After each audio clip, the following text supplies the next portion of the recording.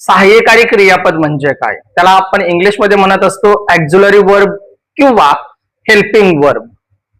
आता हे auxiliary verb किंवा हेल्पिंग वर्ब केव्हा आणि कशा पद्धतीने काम करतात हे आपल्याला माहिती असायला हवे. जे काही काळ आहेत, वर्तमान, भूतकाळ आणि भविष्यकाळ, प्रत्येक काळामध्ये विशिष्ट प्रकारचे हेल्पिंग वर्ब यूज केले जातात. जर समजा आपण त्याचा वापर करण्यात आपल्याकडून मिस्टेक झाली असेल तर वाक्याचा अर्थ पूर्णपणे बदलत असतो. मग हेल्पिंग वर्ब म्हणजेच काय?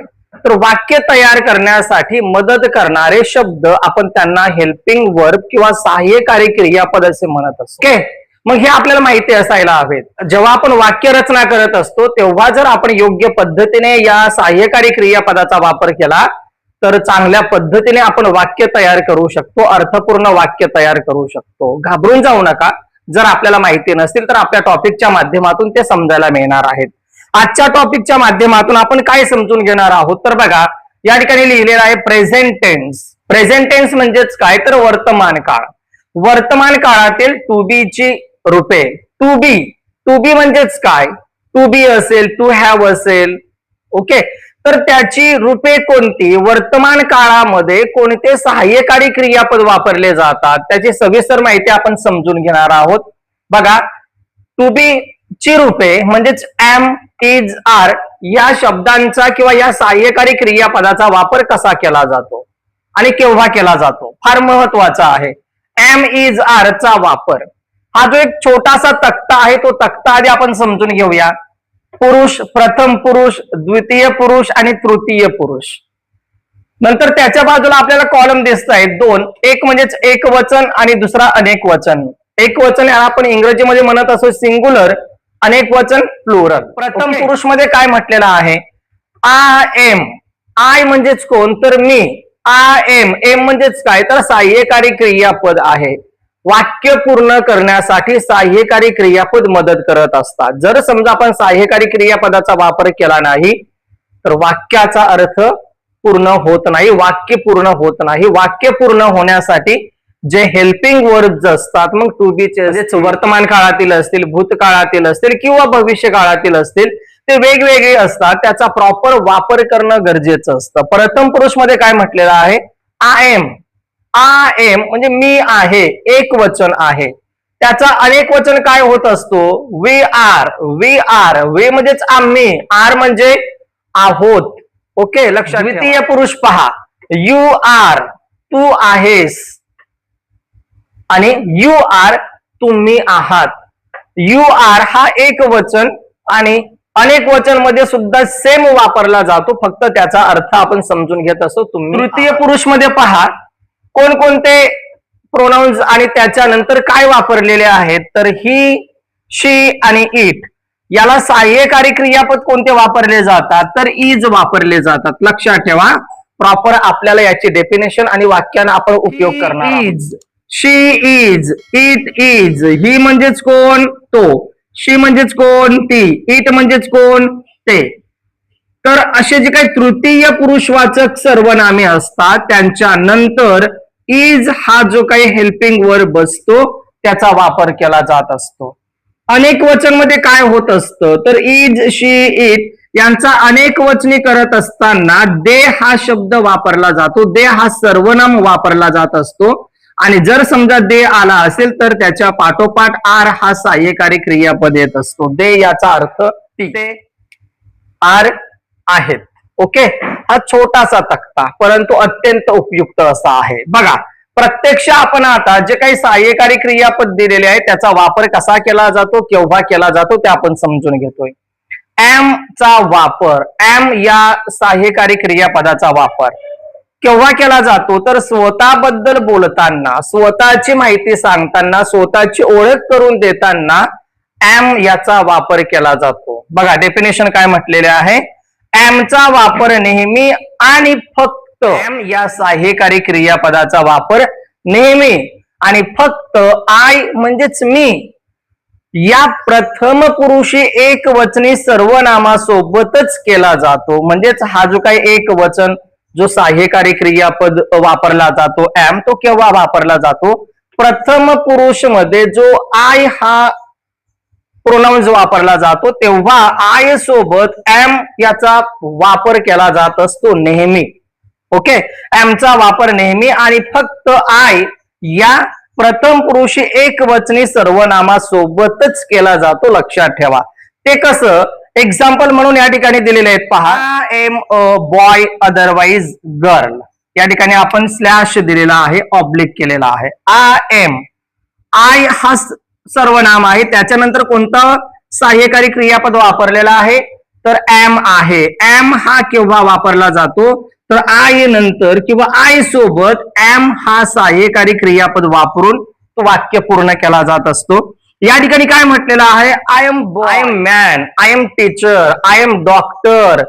काय आहे तर स्वतःची माहिती सांगताना स्वतःबद्दल आपण जेव्हा सांगत असतो तेव्हा आय या सर्वनामाचा वापर केला जातो आणि जर आय सर्वनाम वापरला असेल तर त्याच्या सोबत सहाय्यकारी क्रियापद म्हणून एमचा वापर केला जातो. लक्षात ठेवा. I am, who am I, मी कोण आहे. I am teacher, I am boy, I am doctor, I am police. I am, मी कोण. ओके, म्हणजे स्वतःची ओळख सांगताना स्वतःबद्दल बोलताना. I am 12 years old. Example आहे हा. आय एम 12 years old म्हणजे वय सांगताना असेल, स्वतःची ओळख सांगताना आय वापरला जातो, स्वतःचं वय सांगताना आय वापरला जातो. आणि आय जर वापरला असेल तर ऑटोमॅटिकली एम या सहाय्यकारी क्रियापदाचा वापर होत असतो. नेक्स्ट पहा. आय एम हंग्री, स्थिती किंवा भावना सांगताना आय एम हंग्री, हंग्री म्हणजेच काय, भूक लागलेली आहे, मला भूक लागलेली आहे. आय एम ड्रिंकिंग मिल्क, काय करत आहे ते सांगताना व्हॉट आर यू डुईंग. जर समजा असं विचारलं आपण काय उत्तर देत असतो, I am drinking milk, I am drinking water, I am drinking tea. अशा पद्धतीने आपण स्वतःची माहिती सांगत असतो. थोडक्यात स्वतःबद्दल सांगताना, स्वतःचे वय सांगताना किंवा एखादी स्थिती सांगताना, स्थिती वर्णन करत असताना, भावना व्यक्त करत असताना किंवा काय करत आहे त्याचे उत्तर देत असताना आय हा प्रोनाउन्स वापरला जात असतो आणि त्याच्या पाठोपाठ लगेचच एम हा सर्वनाम आय या सर्वनामासोबत एम या सहाय्यकारी क्रियापदाचा वापर केला जात असतो. ओके, पुढे इज. इज म्हणजेच काय तर याचा अर्थ होत असतो आहे. इज म्हणजेच आहे. ओके, केव्हा वापर केला जातो तर एका व्यक्तीबद्दल बोलताना किंवा एखाद्या वस्तूबद्दल बोलताना. व्यक्तीबद्दल किंवा वस्तूबद्दल बोलताना इजचा वापर केला जातो.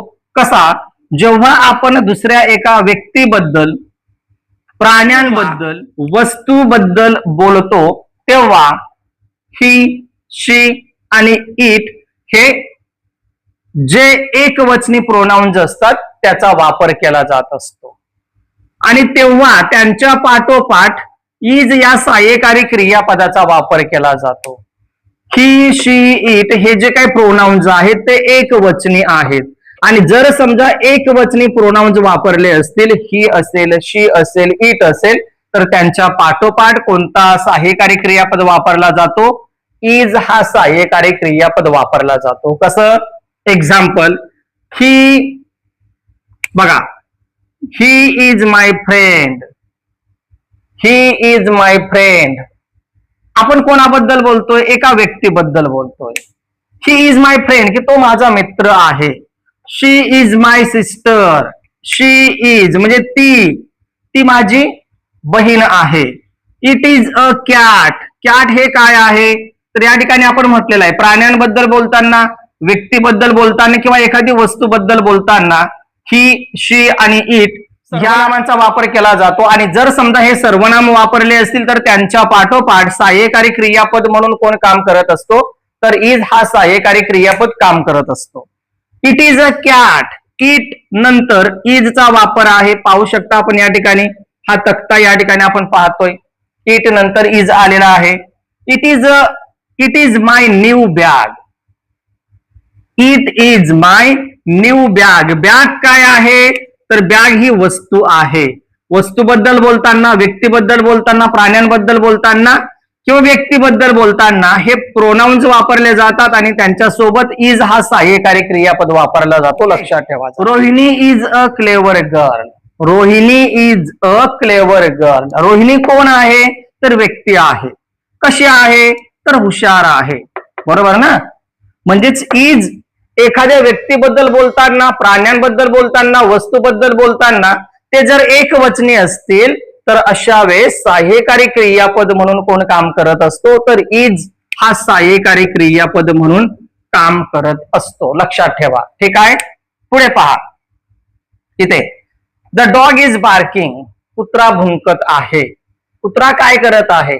कुत्रा द डॉग इज बार्किंग. कुत्रा भुंकत आहे. लक्षात आलं असेल. पुढचा पहा आर. आर म्हणजेच काय तर या ठिकाणी आपण समजून घेतलं आहोत, आहात, आहेत अशा पद्धतीने त्याचा वापर केला जातो. बघा केव्हा केला जातो तर अनेकांबद्दल बोलताना किंवा समोरच्या बद्दल बोलताना आर या सहाय्यकारी क्रियापदाचा वापर केला जातो. कसा जेव्हा आपण स्वतः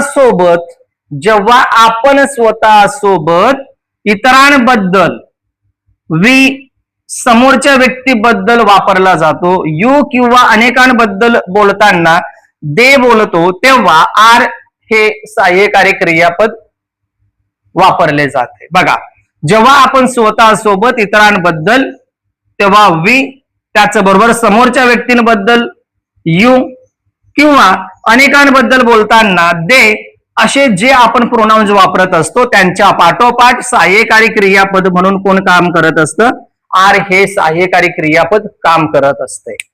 कसं तर या ठिकाणी म्हटलेलं आहे एक वचन अनेक वचन. जर अनेक वचन असेल तर आपण अनेकांबद्दल बोलताना वी वापरत असतो. दुसऱ्या व्यक्तीबद्दल बोलताना किंवा समोरच्या व्यक्तीबद्दल बोलताना यू वापरत असतो. आणि जर समजा अनेक व्यक्ती असतील तर आपण तेव्हा तृतीय पुरुष मध्ये असणारा जो दे आहे त्या देचा आपण वापर करत असतो. लक्षात ठेवा. ठीक आहे. पहा कसं ते we are in school. We are in school. We म्हणजेच कोण तर आम्ही. कोण तर आहोत. कुठे इन स्कूल. आम्ही शाळेत आहोत. आम्ही शाळेत आहोत. आम्ही आपण कोणाबद्दल बोलतोय इतरांबद्दल असेल, समोरच्या व्यक्तींबद्दल असेल किंवा अनेकांबद्दल असेल. बरोबर ना. वी म्हणजेच कोण तर एकापेक्षा अधिक. पुढे we are ready to play. आम्ही खेळण्यास तयार आहोत. We are ready to play. खेळण्यासाठी आम्ही सज्ज आहोत.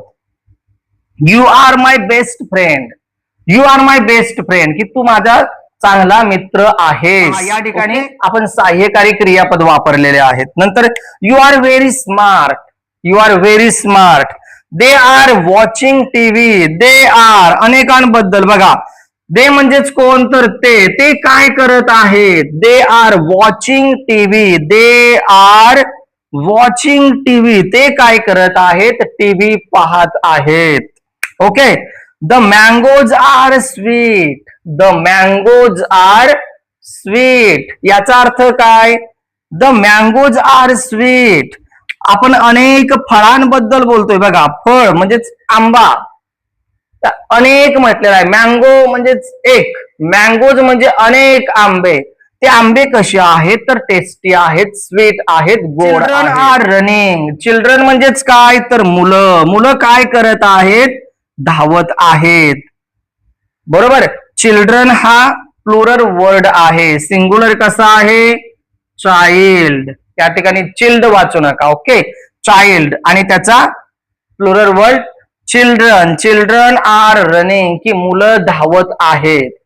या संदर्भात जर समजा हा तक्ता तुम्हाला लक्षात आला असेल किंवा जे काही नियम तुम्हाला सांगितले ते नियम जर तुम्हाला समजले असतील तर डिस्क्रिप्शन बॉक्स मध्ये तुम्हाला सोडवण्यासाठी काही प्रश्न दिले जातील. ते प्रश्न येत असेल तर उत्तर कमेंट करायला विसरू नका. ठीक आहे. लवकरच भेटू पुढच्या व्हिडिओच्या माध्यमाने. तोपर्यंत टेक केअर.